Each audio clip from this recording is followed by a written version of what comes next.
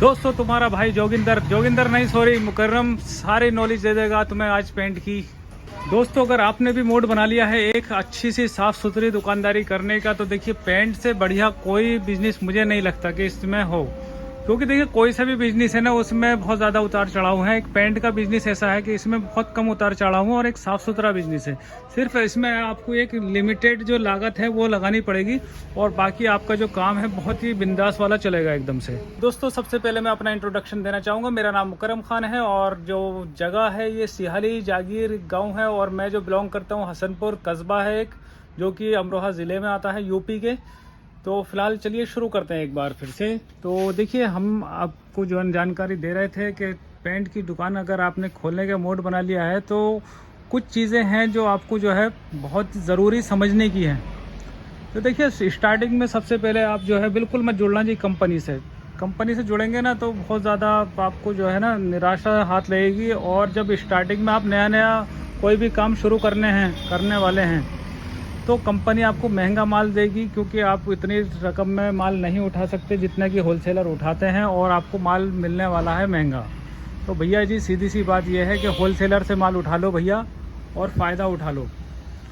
और रजिस्ट्रेशन ज़रूर करा लेना अपना जीएसटी का, मैं हर वीडियो में आपसे बताता रहता हूँ। तो जीएसटी में आप रजिस्ट्रेशन करा लेंगे और तो फिर उसके बाद में जब होलसेलर से आप माल लेंगे ना तो उसके में भी आपको कुछ चीज़ें बिल्कुल ध्यान रखने वाली हैं कि एक लिमिटेड हर चीज़ की एक लिमिटेड क्वांटिटी में माल उठाना और जो चीज़ आपके एरिया में चल रही है उस चीज़ को आप पता करना कि हाँ कौन सी चीज़ आपके एरिया में चल रही है। तो कोई सी भी चीज़ हमारे यहाँ जिसकी नैरो लेक की डिमांड है तो नैरो लेक रख रहे हैं, आपके यहाँ जिस चीज़ की डिमांड हो आप उस चीज़ की रखिए। तो भाई कॉपी मत करना मेरी, आप अपने हिसाब से अपना काम करना। और जब आप माल उठाए ना तो सबसे पहले इस चीज़ को गौर करना कि आपको कोई भी सामान पुराना ना मिले, क्योंकि अगर आपके सामान की जो डेट होगी वो पुरानी होगी तो उसमें कस्टमर आपको नखरे दिखा सकता है ना। तो आप कोशिश करें कि आपका जो सामान की जो डेट है वो काफ़ी हद तक नई हो। मतलब जैसे मान लीजिए अभी 21 चल रहा है तो माल 21 का हो, बहुत ज़्यादा हुआ तो 20 के लास्ट का हो। वैसे इसी साल का माल हो तो ज़्यादा बेहतर है।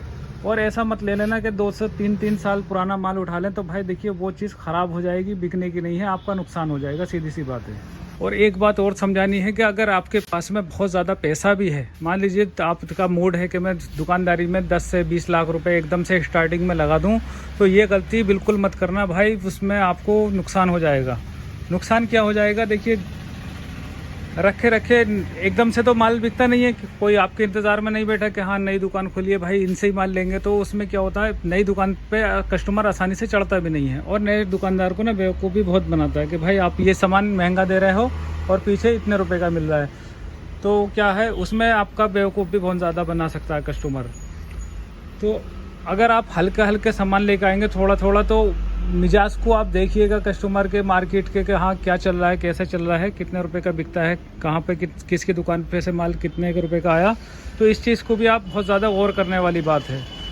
तो आप लगाइए 20 लाख लगाइए, 30 लाख लगाइए, मैं नहीं कह रहा, आपकी मर्जी है कितना भी लगा दीजिए, लेकिन क्वांटिटी का जो ध्यान रखना, स्टार्टिंग में थोड़ा लेकर आना। अगर बाल्टी भी लेकर आए ना तो 4 5 बाल्टी से ज़्यादा मत लेकर आना, छोटी से बड़ी तक।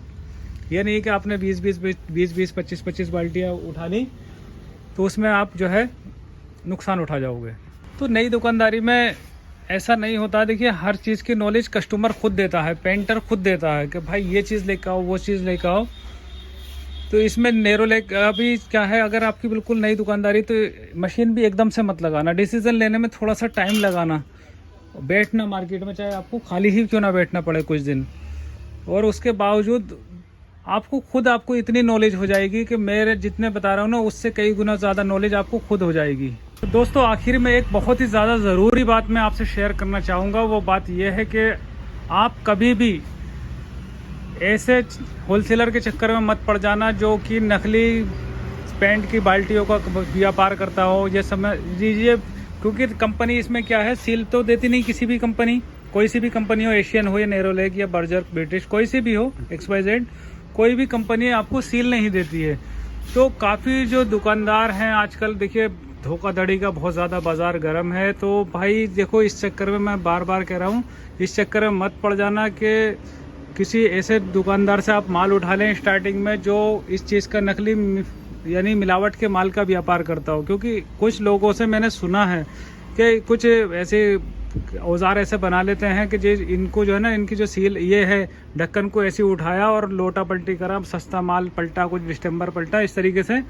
तो भाई इस चक्कर में मत पड़ना बिल्कुल भी। और इस चीज़ पे एक और बात मैं बता दूं कि आप एक चीज़ पे और करना। मान लीजिए मिसाल के तौर पे एक बाल्टी ले लीजिए, कोई सी भी सुरक्षा प्लस की ले लीजिए, है ना, सुरक्षा प्लस की बाल्टी।